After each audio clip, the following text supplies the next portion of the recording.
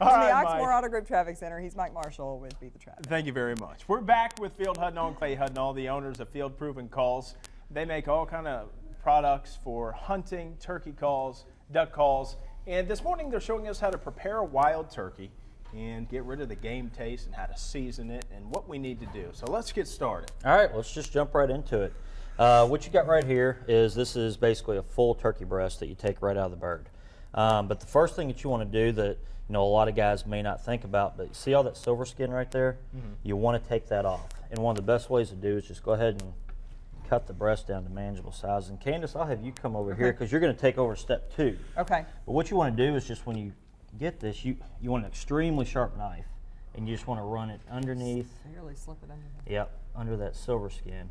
Okay. And just take that silver skin off. What happens if you leave the skin on? Do you get a gamey taste? Nope, you don't get a gamey taste, but it will be tough. The texture's not and it's gonna be chewy. good. Okay. Correct. It's Makes real it chewy. chewy. That membrane is just, it's an undesirable, and this is some of the best turkey you can get. It's the most organic turkey you'll ever eat. Sure. Yeah. But it's fantastic. But then what you want to do is once you take all your silver skin off, like we have over here, what you want to do is you can tenderize it first, or you want to cut it across the grain. So I'll go ahead and have you take that. Like slice it or just put little cuts in it? Tell you what, go ahead and slice it. Okay. And basically what you're going to do is you're going to cut it into bite-sized pieces where you want to fry them. Some people like So them we're thicker. making like turkey fingers instead of chicken fingers. Yep, turkey tenders, exactly. turkey strip. Tenders, because chickens nor turkeys have Yep. fingers.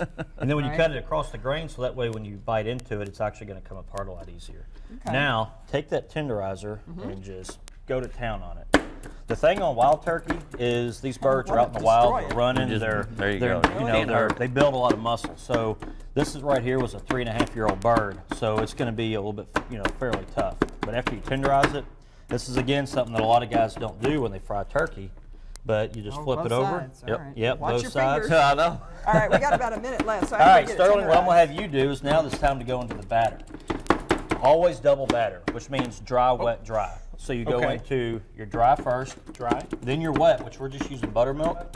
And this right here is a secret weapon that is awesome.